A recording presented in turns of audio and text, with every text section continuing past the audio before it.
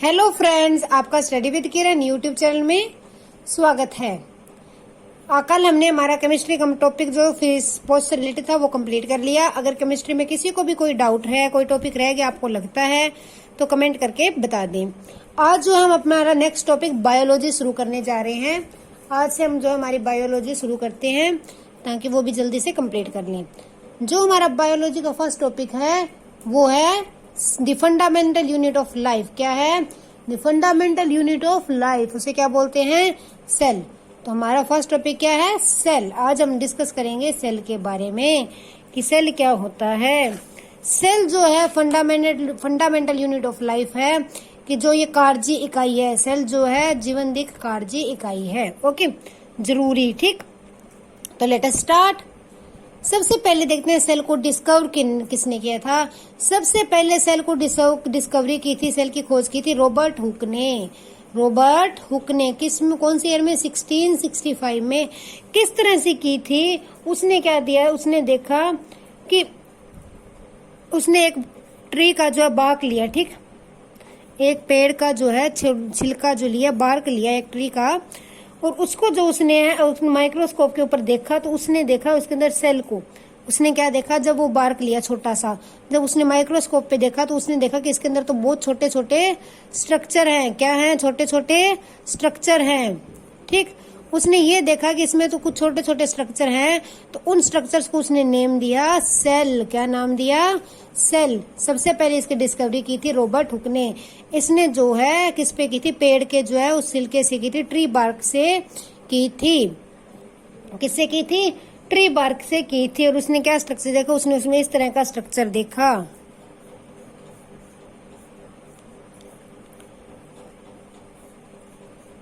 इस तरह का स्ट्रक्चर उसने देखा, तो इन सबको उसने क्या नाम दिया कि ये स्ट्रक्चर जो छोटे छोटे हैं वो क्या है? सेल है। माइक्रोस्कोप उसने देखा तो उसने कहा ये सब क्या है? सेल है।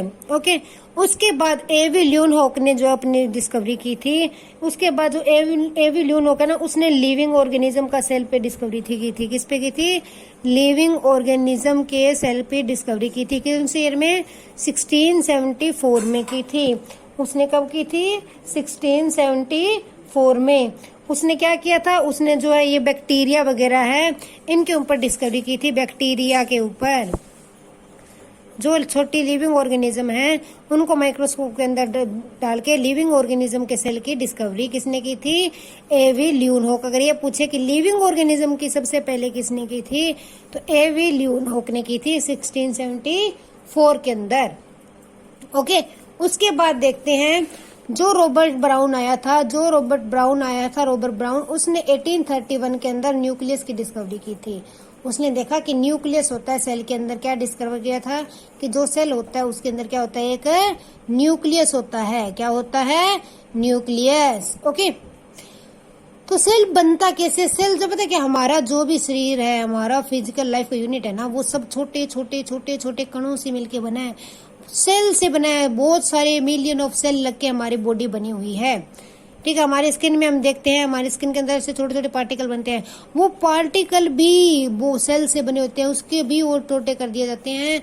सेल को हम जो है अपनी नॉर्मल आंख से नहीं देख सकते, माइक्रोस्कोप के अंदर देखना पड़ता है। ठीक, तो सेल क्या? बहुत ही छोटा यूनिट है, फंडामेंटल यूनिट ऑफ लाइफ है। तो हम देखते हैं सबसे छोटा क्या होता है? एटम। एटम से क्या बनता है? एलिमेंट। और एलिमेंट से क्या बनता है? सेल। जब सेल इकट्ठे हो जाते हैं तो क्या बनता है? टिश्यू। और टिश्यू इकट्ठे होकर क्या बनाते हैं? ऑर्गन। ऑर्गन इकट्ठे हो जाते हैं, अलग अलग ऑर्गन इकट्ठे हो गए। ईयर हो गए, फॉर एग्जांपल हमारा माउथ हो गया, ओसफोगस हो गई, स्टमक हो गया। तो ये सब ऑर्गन मिलके क्या बनाते हैं? Organ system. और जब हमारा ऑर्गन सिस्टम हो गया कि हमारे भाई एक तो फूड सिस्टम हो गया, एक हमारा रेस्पिरेशन सिस्टम हो गया, इस तरह से मिलके वो क्या बनाते हैं? Living organism. एटम से एलिमेंट, एलिमेंट से सेल, सेल से क्या बनता है? टिश्यू, टिश्यू से ऑर्गन सिस्टम, ऑर्गन से organ system and living organism. इस तरह से बनते हैं।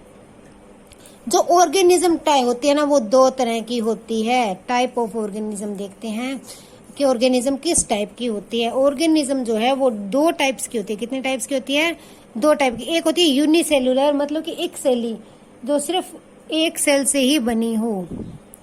वो ऑर्गेनिज्म जो एक सिंगल सेल से बनी हुई हो, जिसके अंदर एक ही सेल काम करता हो।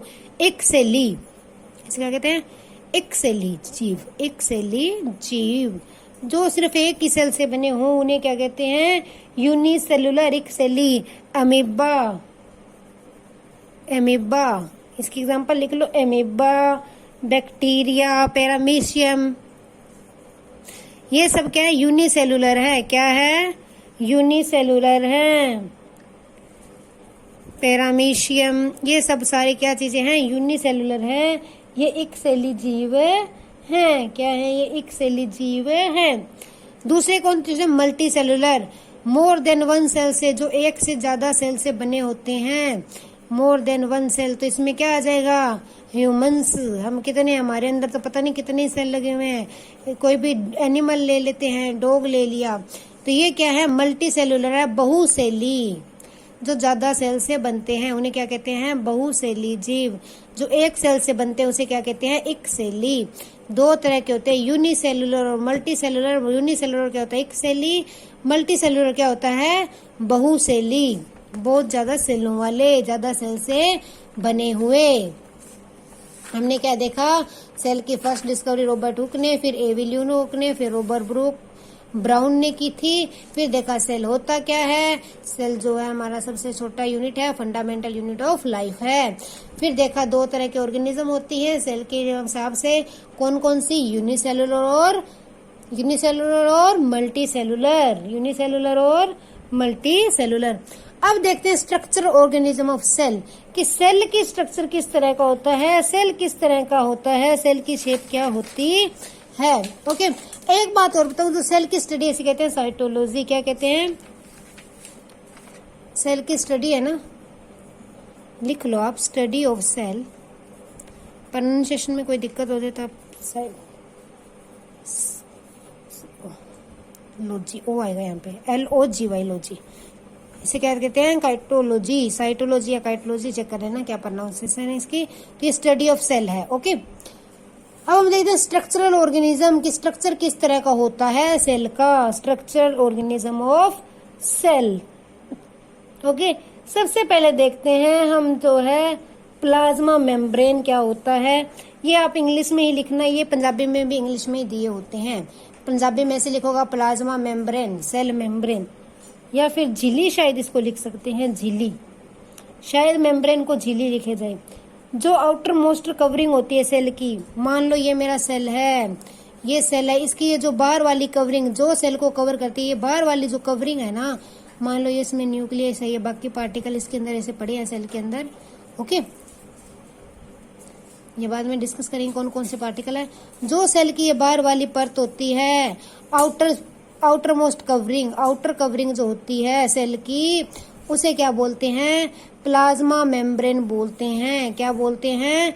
प्लाज्मा मेम्ब्रेन या फिर सेल मेम्ब्रेन बोलते हैं।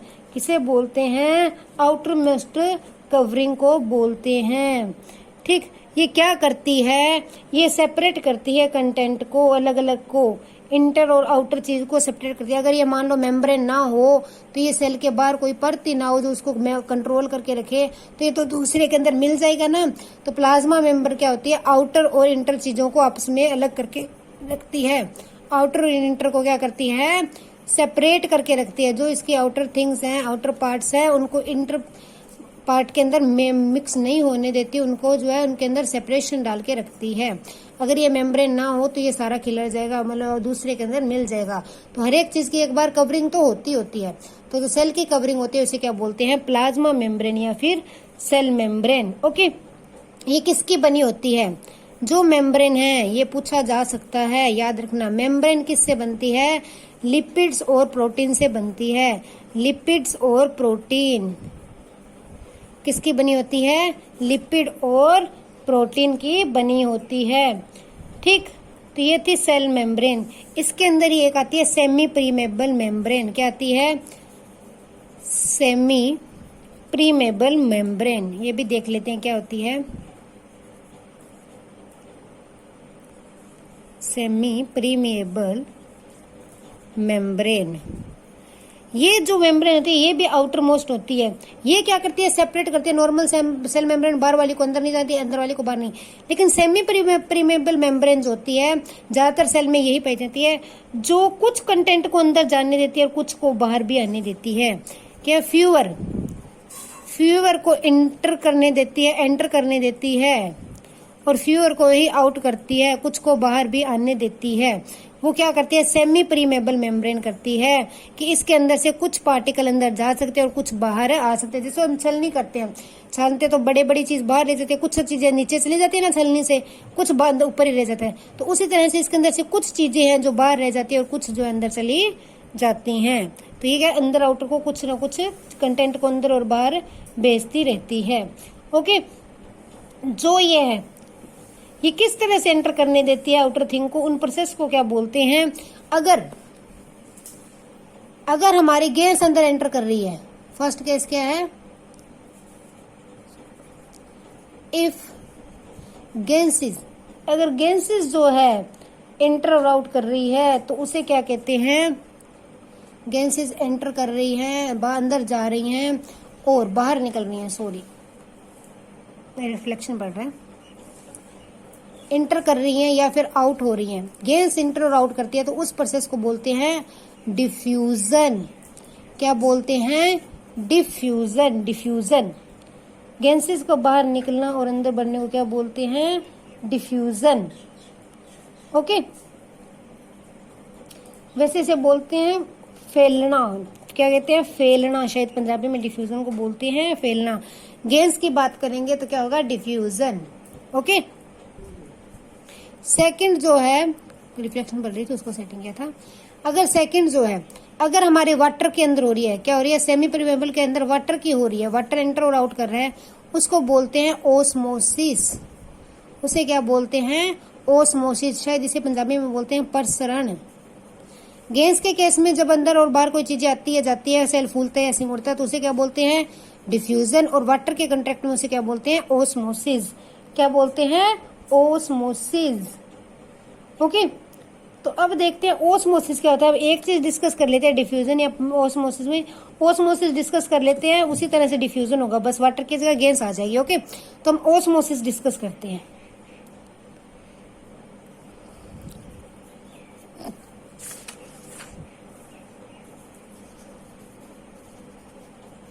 ओस्मोसिस, प्रसरण बोलते हैं शायद पंजाबी में। जब movement of water, when movement of water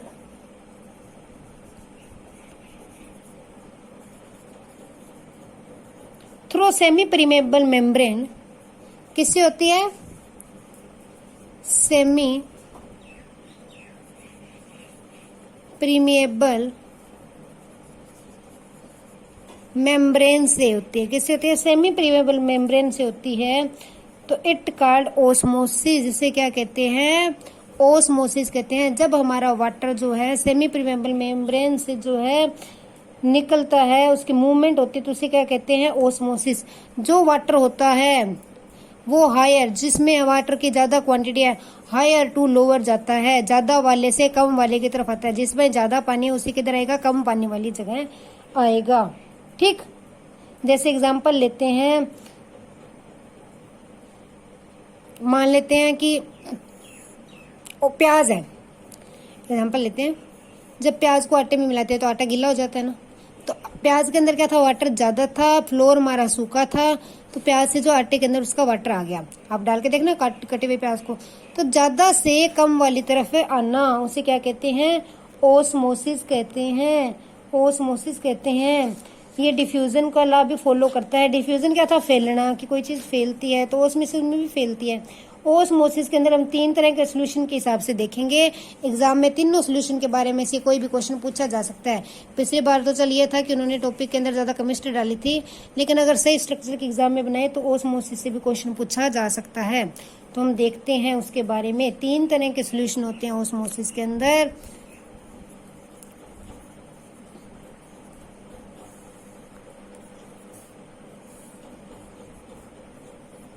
एक होता है हाइपोटोनिक, हाइपोटोनिक सॉल्यूशन। सेकंड होता है हाइपरटोनिक, हाइपरटोनिक सॉल्यूशन। थर्ड होता है आइसोटोनिक, आइसोटोनिक सॉल्यूशन। ये 3 तरह के सॉल्यूशन होते हैं, ठीक।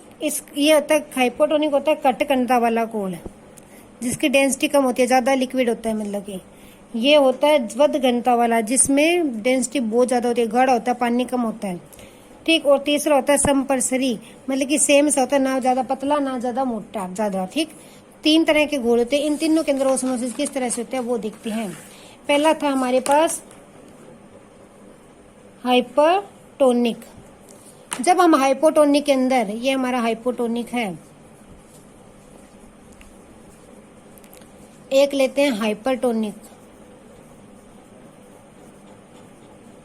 थर्ड है आइसोटोनिक, ओके। 3 तरह के सॉल्यूशन लिए।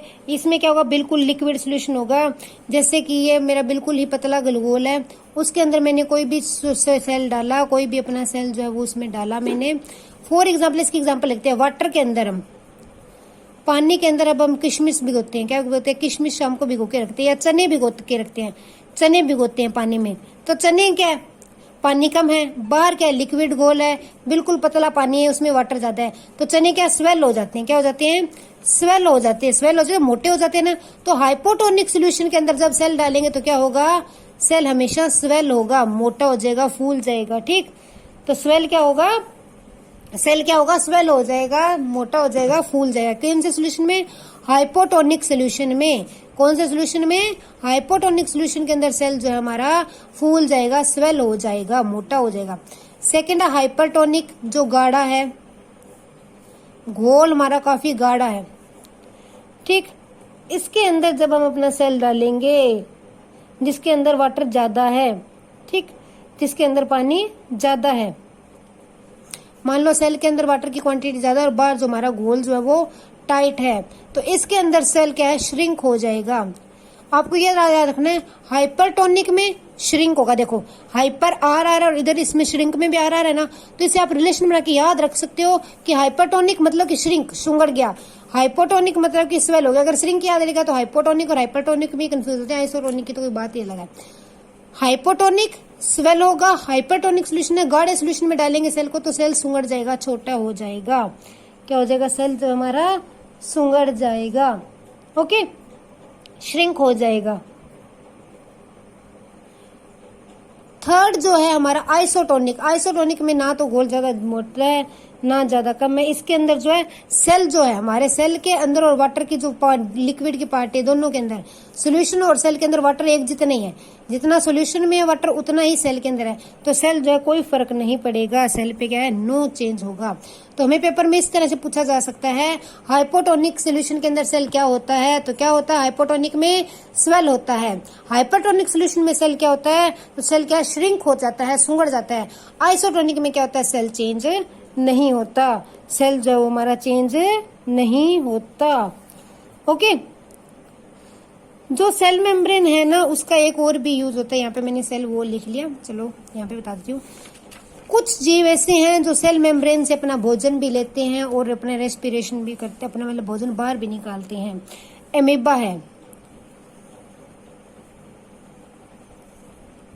ये मान लिया एमीबा है, ये इसका न्यूक्लियस है, इसमें बाकी पार्टिकल है। जो एमीबा होता है, इसके जो ये मेम्ब्रेन है इसे बोलते हैं सुडोपोडिया। क्या बोलते हैं, सुडोपोडिया, ठीक। डी ओ यहाँ पूरा रहेगा, नीचे लिख रही हूँ, PEDIY, podia, PO, pseudopodia.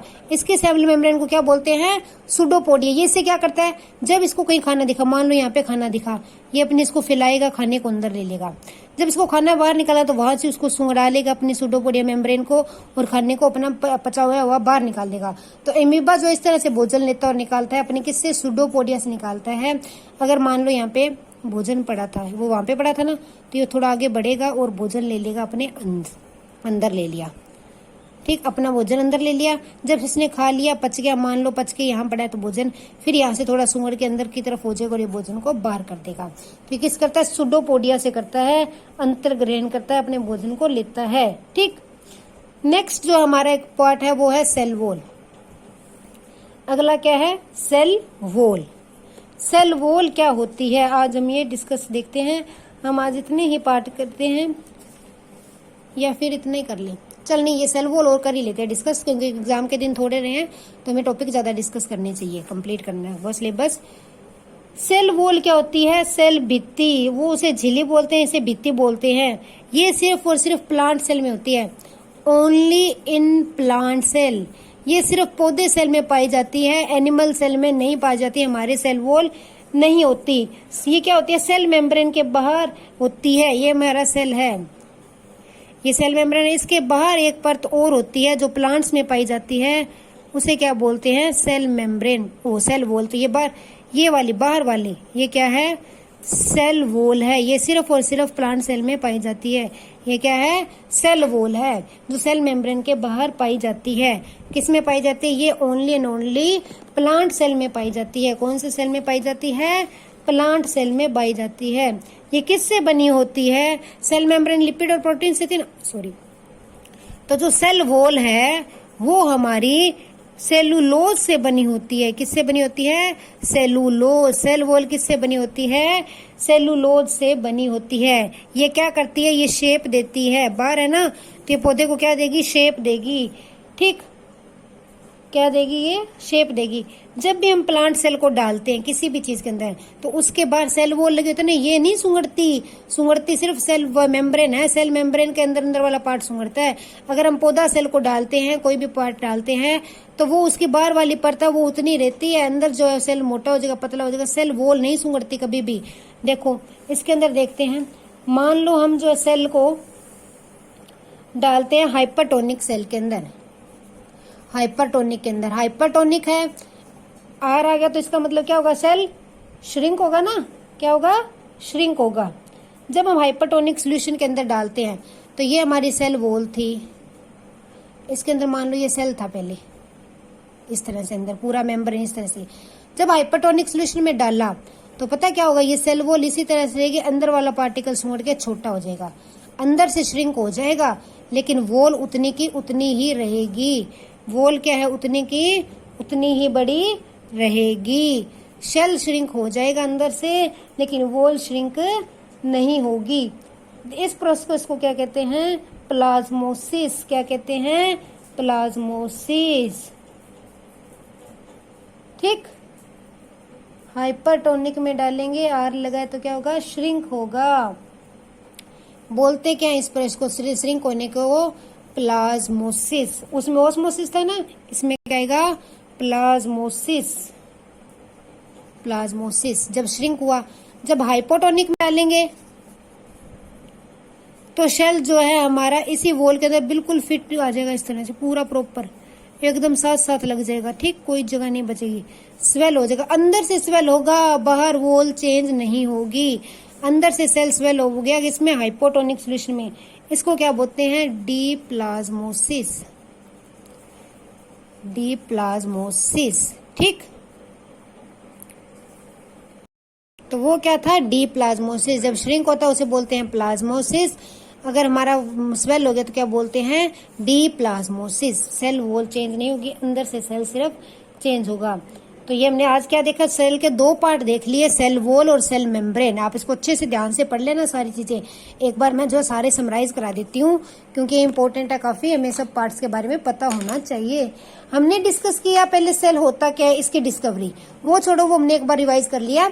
Discovery के बाद हमने क्या किया, अब आप बिना बुक खोले बिना वीडियो देखे अपने आप आंसर अपने अपने मन में देना, क्योंकि लाइव तो हम लगा नहीं सकते। उसके बाद में हमने देखा स्ट्रक्चरल ऑर्गेनिज्म ऑफ सेल। सबसे पहले क्या देखी थी, हमने देखी थी सेल मेम्ब्रेन। क्या देखा था, सेल मेम्ब्रेन। सेल मेम्ब्रेन के अंदर क्या थी, कि क्या थी सेल मेम्ब्रेन, सोचो क्या थी, आउटर मोस्ट पार्ट था जो इसको इंटर और आउटर चीजों को डिवाइड करके रखता था, है ना, जो आउटर मोस्ट पार्ट था सेल का। और ये किसका बना था, ये लिपिड और प्रोटीन का बना था। ठीक, और उसके बाद हमने देखा सेमी परमेबल मेम्ब्रेन क्या होती है, जो कुछ चीज को अंदर जाने दे, कुछ को बाहर आने दे। फिर उसके अंदर हमने बाद में क्या देखा, डिफ्यूजन क्या होती है, ओस्मोसिस क्या होती है। गैस के केस में हम बोलते हैं डिफ्यूजन, और वाटर के केस में क्या बोलते हैं, ओस्मोसिस। ओस्मोसिस क्या होती है, जब वाटर या तो अंदर जाता है या फिर वाटर बाहर आता है।